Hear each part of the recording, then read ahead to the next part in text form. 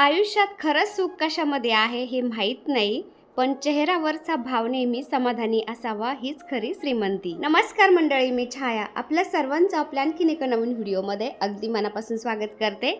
तर हे संध्याकाळची वेळ झालेली होती, मला वाटतं 5 वाजत आले होते. सूर्य मावळतीला चालला होता आणि इतकं कडक ऊन पडतंय ना आता, तर फौजी साहेब काय बोलले, मी झाडांना पाणी घालतो आणि झाडांना अंघोळ्या पण घालतो, म्हणजे त्यांना बरं वाटतं, थंड पडतात जरा झाडांना, कारण बरेचसे झाडं जळून गेल्यासारखे झालेत त्यामुळं.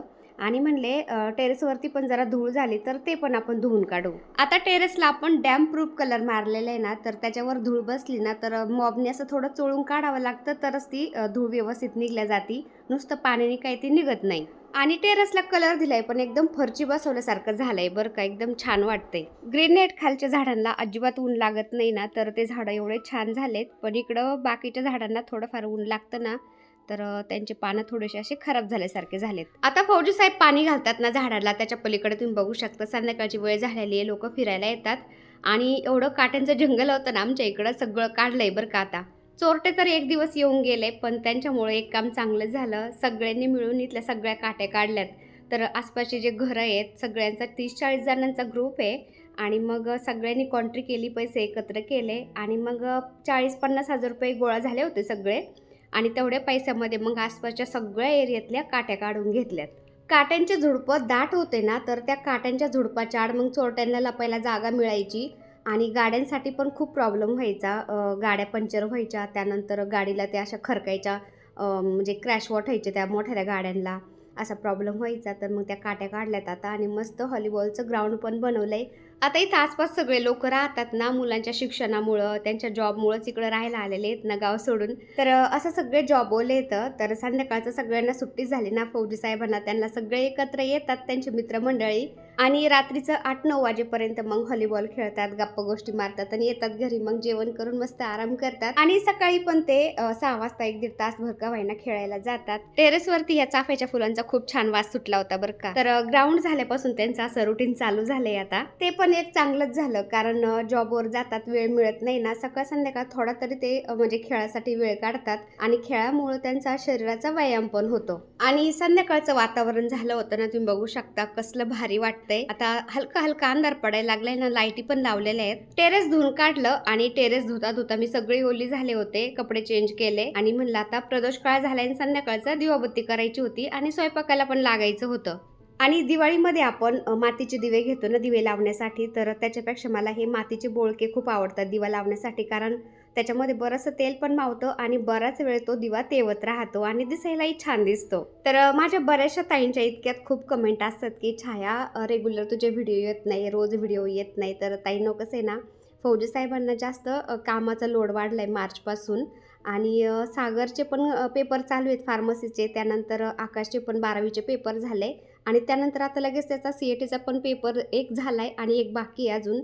तर त्याची CATच्या पेपरची पण तयारी चालू आहे ना, कोणीच घरी नसतं, म्हणजे आकाश घरी असतो पण त्याच्या रूममध्ये तो आपला अभ्यास करत बसतो ना, मी त्याला काही जास्त डिस्टर्ब करत नाही मग. आणि राजू थेट संध्याकाळी 5-6 वाजता येतो कामावरून, त्यामुळे मी एकटीच असते आणि एकटी मग किती बडबड करणार आहे मी, त्यामुळं थोडंसं गॅपच झाला आहे व्हिडिओला. आता आकाशचे एकदा पेपर झाले ना, त्यानंतर मग आकाश पण मोकळा होईल, सागरचे पण पेपर होतील, त्याला पण सुट्ट्या लागतील. तर मग असं रेग्युलर आपले व्हिडिओ येतील. अजून 7-8-10 दिवस बाकी त्याच्या पेपरला ना, त्याचा पेपर झाला की मग आपले व्हिडिओ येतील ताईंनो. कसं आहे ना, फॅमिली व्लॉग म्हणलं ना, सगळ्यांनी व्हिडिओमध्ये आलं ना थोडं जरी, तर ते व्हिडिओ छान वाटतो. आणि मी एकटीच ते ट्रायपॉडला मोबाईल लावून देते आणि मग ते शूट घेते आणि त्याला ओव्हर व्हॉइस देत बसते, ते पण मला एवढं चांगलं वाटत नाही, नाही का. कारण शूट घेतलेला व्हिडिओला ओव्हर व्हॉइस देताना मी बडबड तरी किती करणार आहे, नाही का. आणि जास्त बडबड केली तर तुम्ही म्हणता छायाला बडबड करती, त्यामुळं मग आपले एक दिवसाआड सध्या व्हिडिओ येतात. आता संध्याकाळचं एकदम हलकं जेवण बनवायचं होतं ना, म्हणलं चला व्हेज पुलाव बनवते मी पनीर घालून छान. तर कुकरमध्ये थोडंसं तेल घेतलं, त्याच्यामध्ये सगळे खडे मसाले थोडे थोडे घातले, जिरे घातली, ते थोडंसं भाजले की त्याच्यामध्ये आता उभा कापलेला कांदा घालते परतायला. तर असं जर आपण व्हेज पुलाव केला ना, त्याच्यामध्ये आपण बऱ्याचशा भाज्या घातल्या तरी पण ते मुलांच्या पोटामध्ये जातात आणि खायला पण कानकूस करत नाही. मग कसं आहे ना, उन्हाळ्यामध्ये एक तर जेवण जात नाही आणि मग भाज्या केल्या ना, ही भाजी आवडत नाही, ती भाजी आवडत नाही, असं होतं.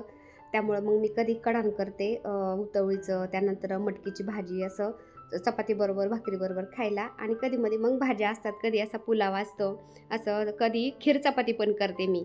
तर असं वेगवेगळ्या पद्धतीने जर आपण केलं ना तर मग मुलं आवडीने खातात.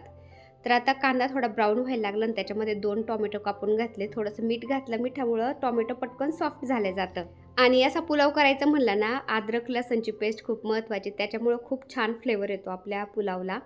तर अद्रक लसण मी खलबत्त्यामध्ये थोडासा ठेचून घातलाय. अद्रक लसण पेस्ट त्याच्यामध्ये घातल्यानंतर थोडंसं हलवून घेतलं. आता त्याच्यामध्ये घालण्यासाठी वाटाणे, गाजर, बटाटं, सिमला मिरची असं कापून घेतलंय.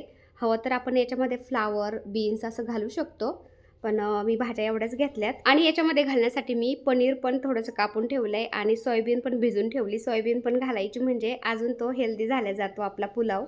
आता हे सगळं मिक्स झाल्यानंतर याच्यामध्ये आपण लाल मिरची पावडर, गरम मसाला घालायचा. कारण सोयाबीन जर आपण आधीच घातली ना, त्या सोयाबीनला सगळा मसाला लागला जातो आणि मग तो भातामध्ये भाज्यांच्यामध्ये व्यवस्थित मिक्स होत नाही. आणि पनीर जर भाज्यांच्यात लगेच घातलं तर हलवताना त्याचे जास्त तुकडे होतात, त्यामुळे पनीर पण नंतर घालते आणि सोयाबीन पण नंतर घालते. तर हळद, लाल मिर्च पावडर, गरम मसाला, धनिया पावडर असं मसाले घातले बेसिक मी त्याच्यामध्ये. आणि पुलाव जास्त तिखट पण नाही चांगला लागत, त्यामुळं थोडंसंच तिखट घातलंय मी.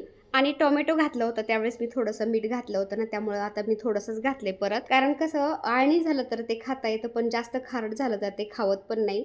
त्यामुळं कमी झालं तरी पण चालेल. तर थोडंसं मीठ घातलं, सगळं मिक्स करते आता. आणि सगळ्या भाज्या मिक्स झाल्यानंतर तुम्ही बघू शकता अशी भाजीसुद्धा आपण खाऊ शकतो भाताबरोबर, चपातीबरोबर, बरं का छान लागते एकदम. आता भाज्या, मसाला सगळं एकजीव झालंय. याच्यामध्ये आता सोयाबीन आणि पनीर घालायचं, थोडंसं मिक्स करायचं आणि गरम पाणी घालायचं. गरम पाणी घातलं ना तांदळाचा तुकडा होत नाही किंवा चिकट भात होत नाही, छान होतो. आता याच्यामध्ये फक्त गरम पाणी आणि तांदूळ टाकायचा होता आणि भात शिजून घ्यायचा होता. झाला आपला पुलाव तयार.